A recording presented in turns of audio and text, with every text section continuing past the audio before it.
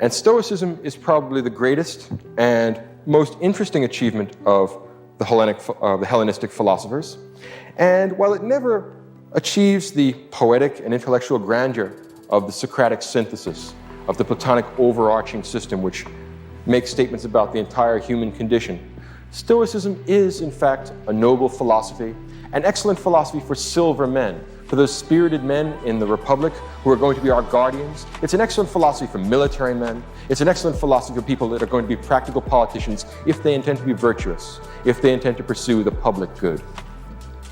And Stoicism is characterized by a rejection of pleasure as the standard of human happiness and human felicity. Stoicism takes the position that the wise man, the good man, the philosopher, is a man who lives in accordance with nature. He fears only abdicating his moral responsibility. He is not afraid of pain. He is not afraid of death. He is not afraid of poverty. He is not afraid of any of the vicissitudes of the human condition. He fears only that he should let himself down and that he should be less than a complete human being. According to the Stoics, and there are a number of Stoics, 2 or 3 or 4 or 5 that actually developed the doctrine, but all the doctrines are quite similar. The only matter of concern to a wise and philosophic individual is the things completely under your control. You can't control the movements of the sun and the planets. You can't control whether a leaky ship sinks or makes it to port. You can't control the weather. You can't control other people. You can't control the society around you. There's only one thing and one thing only that you are in control of, and that is you, your will, your intentions, yourself. In other words, the wise man, the truly philosophical man, is the man who is entirely in control of his own soul, who takes utter and complete moral responsibility for his actions and is indifferent to everything else, not because he doesn't care about other people, not because he doesn't care about the felicity of the entire human species, but because it's not under his control. There's no use wondering or worrying about what tomorrow will bring, since tomorrow isn't under your control. Do what's right today and let tomorrow take care of itself.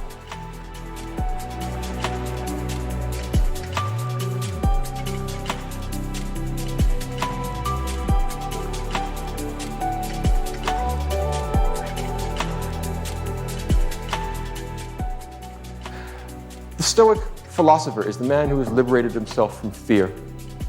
He's not afraid of death. He's not afraid of pain. He's not afraid of other people's dismissal as a fool. The only thing he cares about is that he should meet his moral obligations.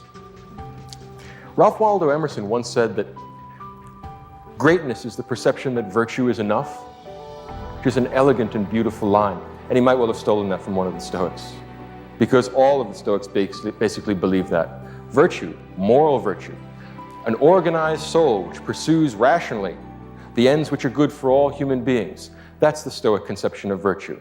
They finally understand their greatness consists in the fact that they perceive that virtue is enough. We do not need wealth. We do not need sexual gratification. We do not need life itself. If moral virtue tells us that we must die in the pursuit of some good end, the protection of our family, the protection of our home, the protection of the innocent, in the doing of right, nothing should be spared, not even our lives. The Stoic wise man is a man who has trained his soul, trained his mind, so that he is not afraid of apparent evils. He is only afraid of real evil. He is afraid of losing control of his soul. He is afraid of being a slave to lust, to desire, to emotion. The Stoic man is the honorable philosopher, the man who stands at his duty and is steadfast and serious-minded. In living according to nature, what the Stoic philosopher does is examine the nature of the human condition and the nature of the world around us. He discerns his position in nature, he discerns the kind of creature that he is, and he lives in such a way as not to disgrace himself, as not to be less than what he truly could be. He won't live the swinish life that we found with Aristophanes. He wants to be, if not a god, certainly not less than human. He won't be an animal either. He will live up to the fullest potentials that human being has to offer. Now, among the Roman Stoics, two are especially noteworthy. One is Epictetus, and one is Marcus Aurelius. And one of the wonderful ironies about the history of philosophy is that Epictetus was a slave and Marcus Aurelius was an emperor. And philosophy is the great equalizer. Both the slave and the emperor can equally well participate in a philosophy that is accessible to all human beings as human beings. There's nothing less conscious of social status than philosophy. A wise man, a man who is disciplined, in control of his motions, and follows the way of nature, can be a good man no matter what his position in the social structure is. He is not responsible for the social structure, and it is not his problem. If the gods or nature or whatever is controlling the world makes you a slave, then be a good slave. If God or nature or whatever is controlling the world makes you an emperor, then be a good one. Your job is not to disgrace yourself and live up to the highest potentials of human being. The most interesting of the Stoics is Marcus Aurelius. Lord Acton, the great English philosopher and historian, once said that power corrupts, and absolute power corrupts absolutely. And that's generally speaking true. The difficulty with that generalization is Marcus Aurelius. Marcus Aurelius was an absolute ruler. He was a ruler of the Roman Empire. He was an emperor. He had absolute power of life and death over everyone in the known world. I don't mean everyone in the world as we know it today, but everyone in the world as the Romans would have known it. They don't know about China or have a very attenuated conception of the Eskimos. For them, the world is the Mediterranean basin, and Rome owns it. And Marcus Aurelius owns Rome, essentially. His word is law.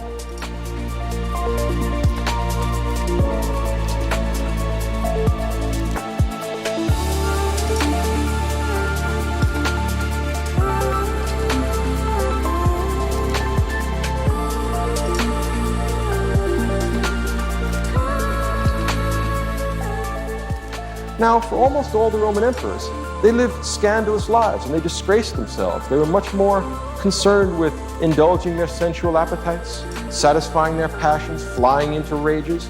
Marcus Aurelius is the standing exception to that, and the exception to Lord Acton's generalization.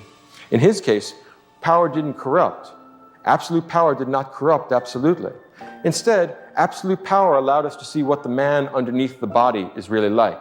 It allowed us to find out what Marcus Aurelius' soul is like. Imagine a man for whom all the restraints of law and custom and political order are taken away. He can have whatever he wants. If a man under those circumstances behaves well, you know something about the soul underneath because no external constraint is making him do what he is doing. And Marcus Aurelius is the one example of an absolute ruler who behaves himself in such a way as not to disgrace himself. It's an amazing temptation. Imagine what it's like. Stop and put yourself in that place for a second. Marcus Aurelius takes the throne in 161 AD and he dies in 180 AD. 19 years controlling the entire world. He can have all the money in the world. That's not an exaggeration. All the money in the world. If he wants it, he can just collect it all. He can have sex with anyone he wants, whenever he wants, under any circumstances. If he wants to get drunk, he can have wine brought in by the boatload, infinitely, forever. He can go on a drunk now and stay drunk for the next 19 years until he dies. Imagine anything that the bronze, desiring, emotional, irrational parts of your souls want.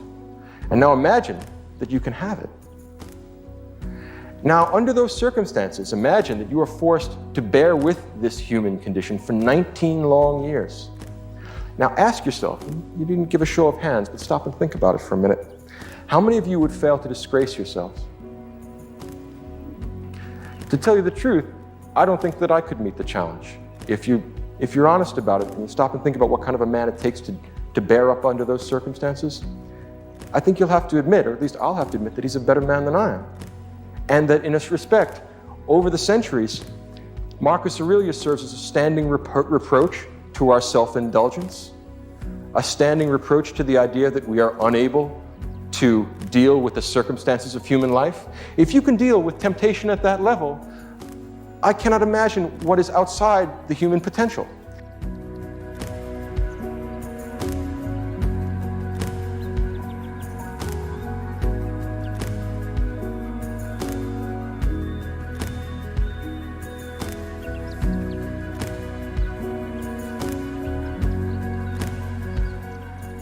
And for the Stoics, we must remember that any virtue which is accessible to any human being is in principle accessible to all of us. We all have a rational nature, which allows us to control our feelings, control our behavior, control our connection to other people. Compared to Marcus Aurelius, we have tiny little temptations. We're tempted to steal a little thing. We're tempted to cheat on our income taxes. We're tempted to cheat on our spouses. Marcus Aurelius has that sort of temptation magnified 1,000-fold. And he consistently does good stuff. Stop and think about this for a minute. This is no common man. This is not like the rest of us. And I don't know how he did it. Maybe he did it through philosophy, but, well, it remains to be seen. Marcus is the last of the good emperors. He's the last of the Antonine emperors.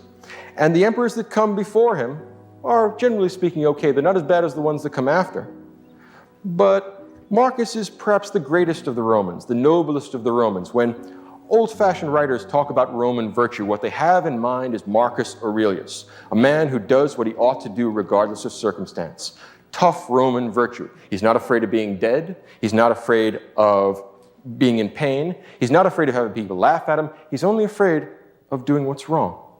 He's only afraid of making chaos of his soul. Why? Because his soul is the only thing he's completely in control of. It's the only thing he's responsible for. And the rest of it is a matter of indifference to him.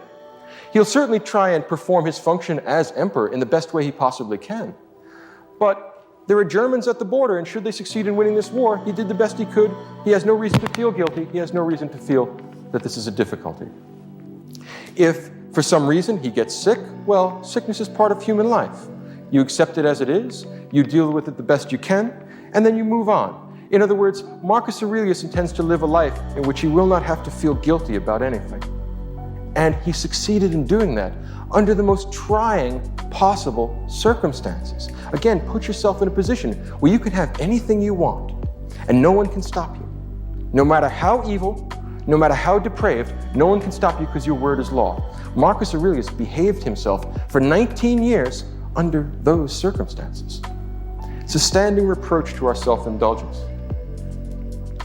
The kind of things that Marcus Aurelius writes are not meant for publication. Let's think about this a little further. Marcus wrote this manuscript without intending to have it published. After his death, he wanted to have it burned. Some philosophically inclined, bookkeeper, librarian, aide-de-camp, or whoever it is that picked this up, said, no, we just can't throw this out. We cannot lose the memory of such a great man, and we can't lose the sort of meditations that he created. He wrote a book called Meditations, and it's a book to himself that's not intended to be published. What sort of a man writes a book to himself? What sense does that make? Think about it. The nature of a book is communicating something, and we would think we would communicate it to some reader. But this is not going to be published. It's written to himself. What makes a man write a book to himself? And there's a very deep answer, I think, here. Marcus Aurelius writes a book to himself because he's the loneliest man in the world. He has no friends because he has no equals. Think about a man breaking himself on the rock of an impossible virtue. He has no equals. Everyone he talks to wants something from him. He is the emperor of everything in the world. He owns it all. Everything he says immediately gets done. He has absolute life and death power over everyone. So anytime he's in the throne room, he's having an audience, someone comes in from some part of the empire, they're always here for some reason, and they're always here because they want something from him. And all Marcus wants to do is live a philosophical life. But he happens to have had the misfortune to be born the emperor of Rome. What a pity. So he has to deal with these self-centered, swinish people all the time, and it's his responsibility to do good for them, to give them justice, to give them both examples of virtue and virtuous laws and virtuous decisions. And the weariness of it gets to him after a while.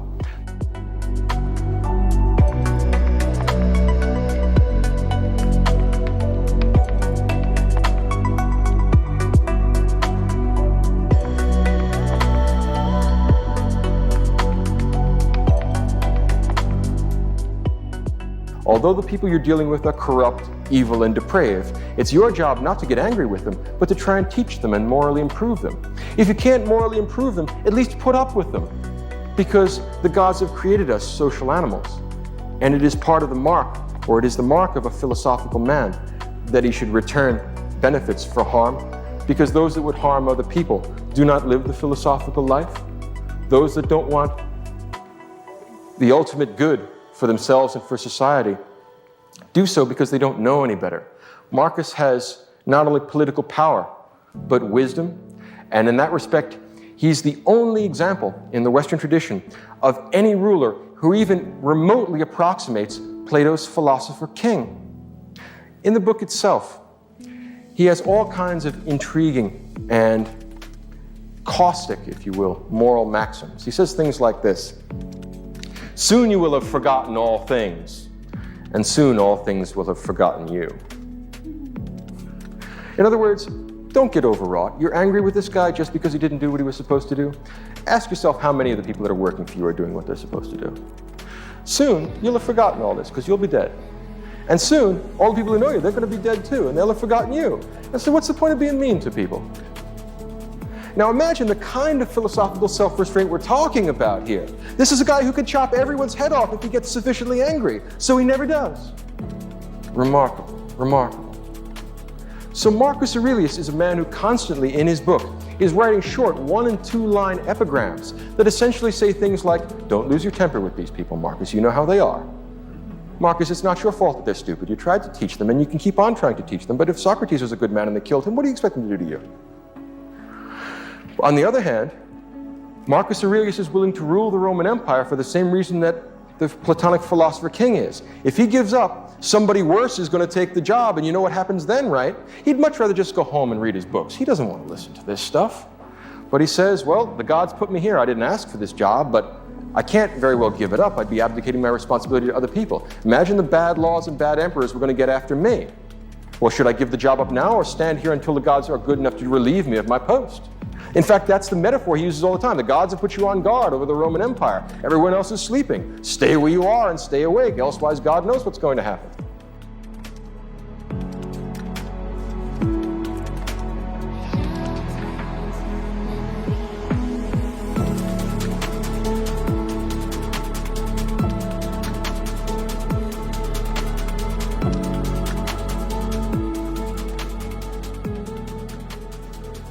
Marcus Aurelius is constantly whistling his way through the graveyard, trying to tell him that this is a very happy life, that he loves being a philosopher, and he particularly loves the particular portion of reality the gods have assigned to him.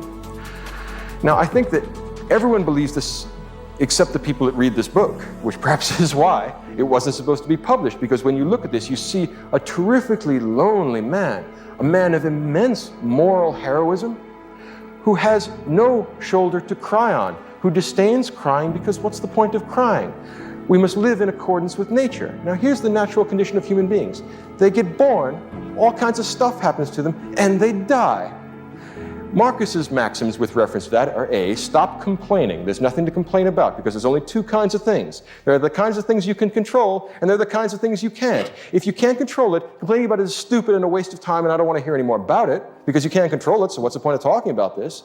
Or you have the other kind of thing, the kind of thing you can control, like your intentions, like your behavior, like your actions. And since you can control them, who do you expect to help you out except yourself? Stop complaining about that too. So whether it's the kind of thing you can control or it's the kind of thing you can't control, Marcus Aurelius does not want to hear any complaints, and he does not want to hear any excuses because there are no excuses to give. And a lot of people think that other people should be this way. Right? Have you noticed it? Like, you can't help but admire this guy. Like, every one of us, I bet, in this audience, said, wow, what a great guy. I wish I knew him personally. No, you don't. Think of what he'd think of you. You really don't want to know this guy. Imagine working for him. Oh, please. No, this guy is never going to be satisfied. And if he is satisfied, he's not like he's going to give you applause. He's going to say, well, you're doing what you ought to do. No compliments for you. You're doing what you ought to do. You don't need any reward beyond that. You're living like a philosophical man, which is a reward in itself. Virtue is its own reward. You're virtuous. What do you want from me? Back to work. And of course, if you're not virtuous, you are pretty much what he expects human beings to be, you swine. And what's unnerving about this is there's not the slightest taint of hypocrisy in it. He not only says this stuff, he acts this stuff.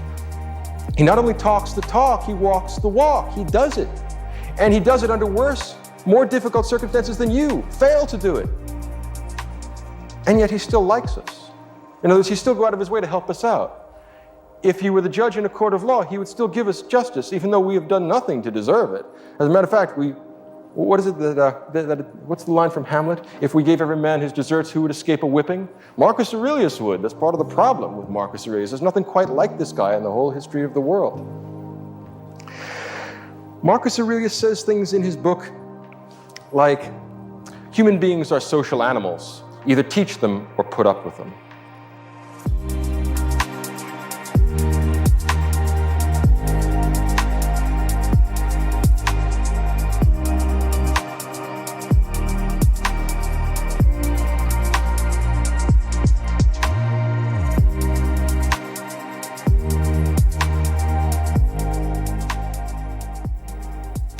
The kind of thing that a man has to remind himself of, I imagine. Or Marcus says in another passage, are you weary of enduring the bad men of the world?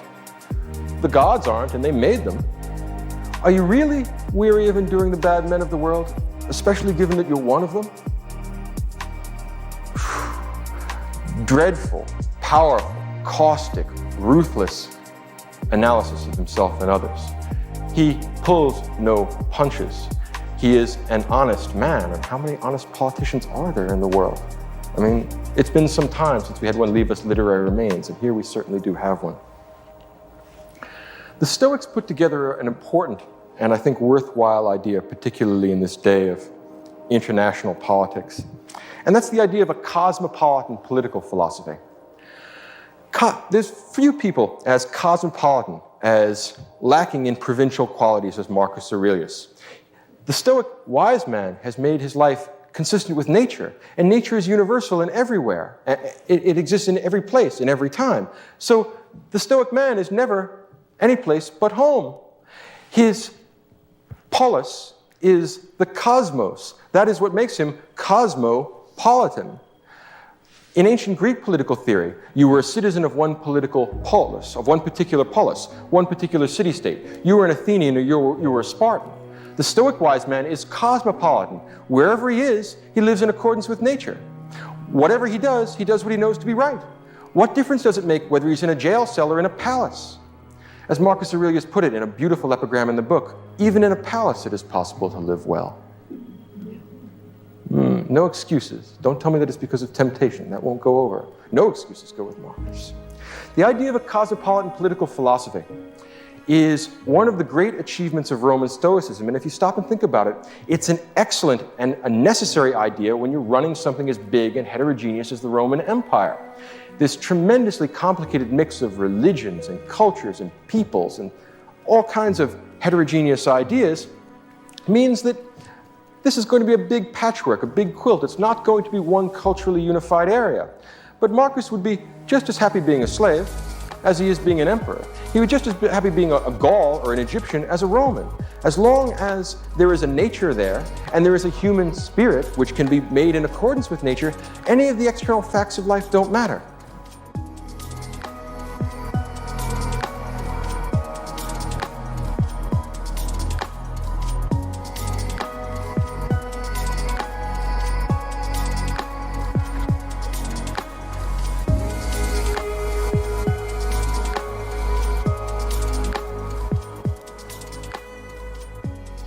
And now for the first time we can perhaps see why the Roman Stoics have a reputation, to some extent deserved, of being kind of harsh, cold, unfeeling men. Because there's nothing to worry about. And it's hard for them to sympathize with the fact that other people are worried about things that they regard as trivial or not worth worrying about at all. Many of us worry about sickness.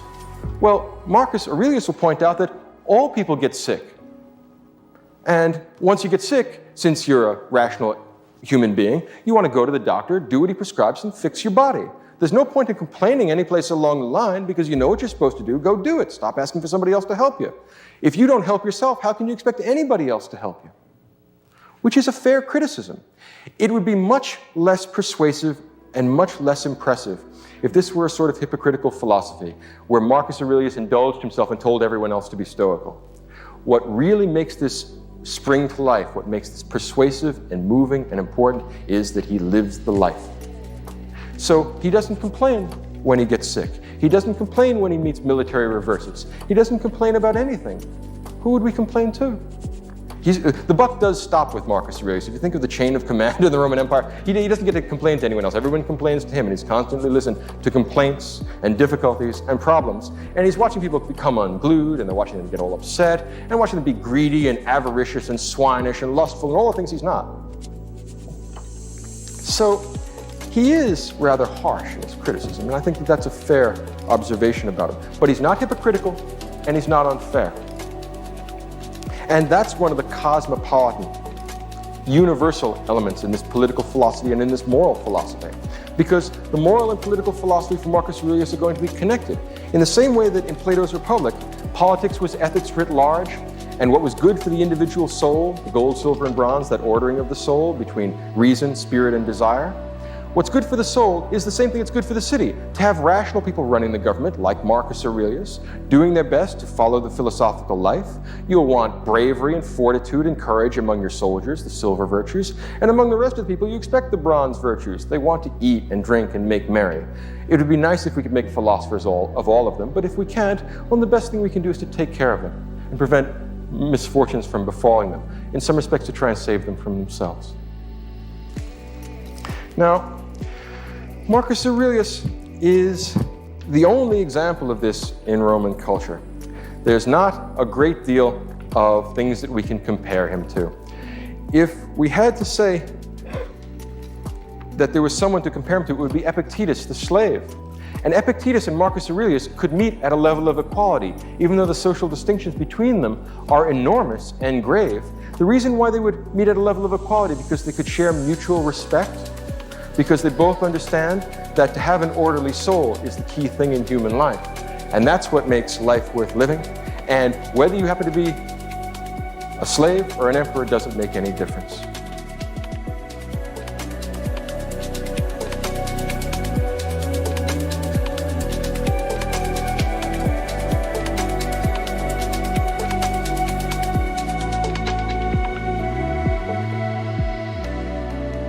Whether you happen to be sick or healthy doesn't make any difference. Whether you happen to be just born and have 100 years ahead of you, or whether you're on your deathbed doesn't make any difference. Marcus says, with regard to death, because many people are afraid of death, and he has no understanding. He doesn't really understand what everybody else's problem is. He says, look, everyone dies, so you're going to die. So what's the point of complaining about it? I can understand trying to avoid it. I mean, health is a good thing, but when you're going to die, you're going to die. Don't give in to fear. Don't give in to irrational musings. Don't let your imagination run wild. Control your feelings, control your emotions, control that part of you which is you.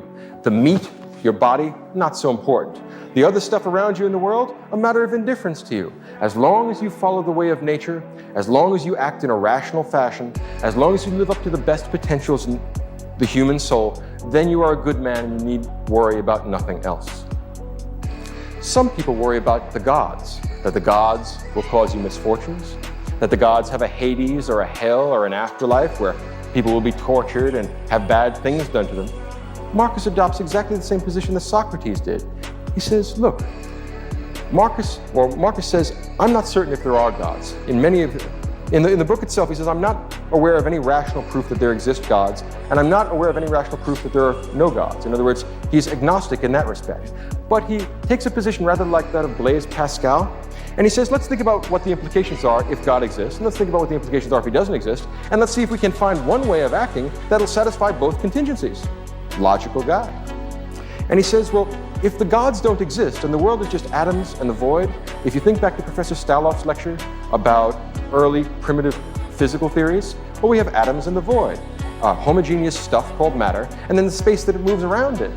Well, if there are no gods and there is no moral order to the world, and we're just atoms in the void, well, then what difference does it make what happens to you or anybody else? So you come into being, you go out of being, so what? You get healthy, you get sick, so what? There's nothing to get excited about because, well, it's just atoms in the void. Don't be afraid of it. It is what it is. There's nothing to be afraid of. You could say that Roman Stoicism is a way of telling people there's nothing to be afraid of. Nothing can happen to you in nature that is not a part of nature, and nature contains nothing fearful for the rational soul. Now let's take the other half of the Pascalian alternative. Let's consider the proposition that there are gods or a god. Doesn't matter whether it's monotheistic or polytheistic. If there are gods, then they must be rather like the gods of Socrates. They are all good, they are all wise, they are all completely moral and completely virtuous and completely knowing and completely excellent. Would creatures like this do anything bad to you? Well, maybe they would. Maybe if you've been doing bad stuff, maybe there is something actually in store for you later on. There may well be a Hades. Gods like that may want to create moral order in the world and dish out to the bad people of the world just what they have coming to them.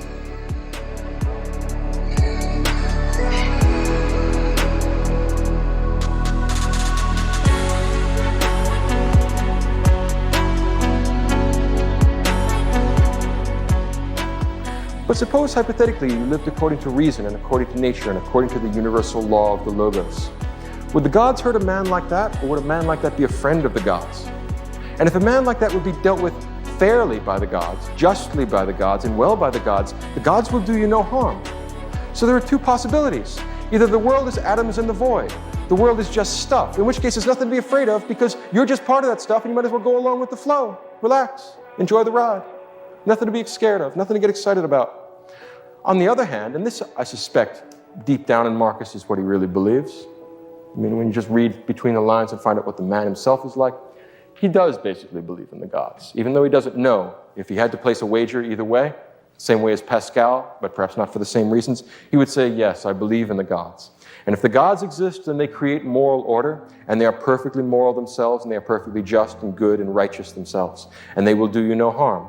So if there is an afterlife and you behave well, the gods will do you no harm because you deserve no harm done to you. If there is an afterlife and you behave badly, you have no one to blame but yourself.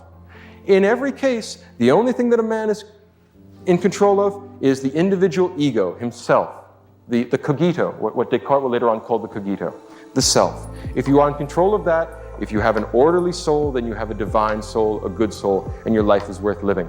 The gods will not penalize you for that. So, what's there to worry about? Don't worry, be happy. Either the world is atoms in the void, nothing to worry about. If the gods are there, well then the gods certainly aren't going to hurt you.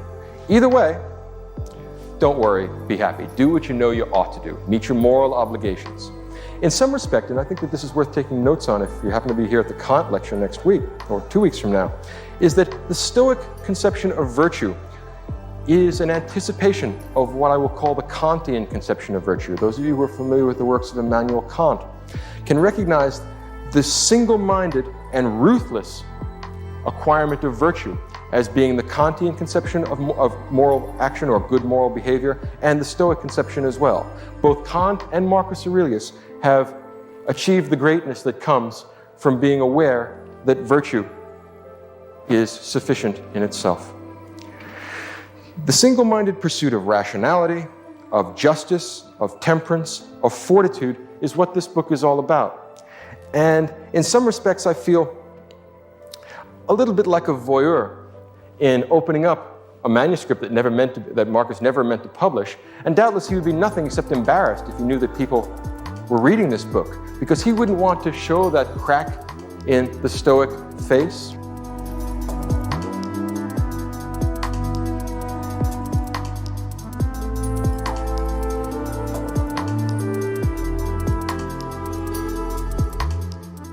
Right? He doesn't want to give people the idea that he ever worries or ever gets upset at all. In other words, doubtless, if he's in heaven, he regrets every line he ever wrote.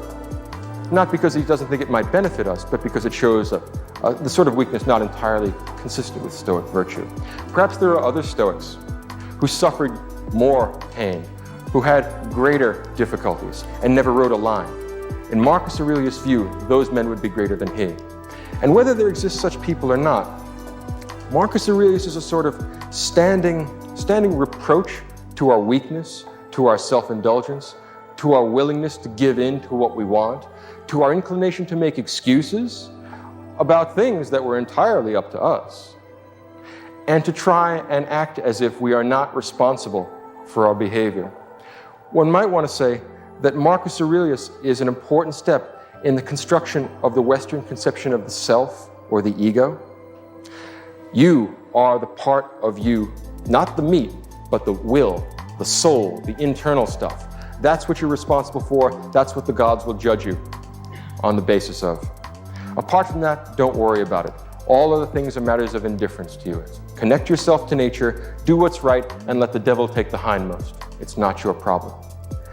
Stoicism is an appropriate philosophy, I would say, for serious, ruthless, introspective people that want real answers and are willing to take no nonsense. In that respect, it's a kind of moral philosophy I would be inclined to teach at, say, West Point. If I were teaching people that are going to be under terrible danger and terrible fearful conditions, I would teach them to do what they know they ought to do and to discipline and organize their emotions in such a way as they behave themselves in a way that is not disgraceful. To avoid that is the epitome of Stoic virtue. And it may not have all the attractive elements of Socratic philosophy. It lacks the poetic element of Platonism. It lacks the comprehensive intellectual drive of Socrates. But it still contains elements of Socratic nobility that neither skepticism nor Epicureanism offer us. And in that respect, I think it's the true heir of Socratic philosophy. The key idea behind Marcus Aurelius, something like this, that it's just the human condition for us to have troubles and worries and anxieties and problems. Don't torture yourself by worrying about things that aren't in your control. Leave that in the hands of God, leave that in the hands of nature. Do your best to control the things that you do have control over, yourself, your behavior, your intentions, and your actions. If you do that, you will live a blessed and happy and virtuous and wise life. You will be a real human being.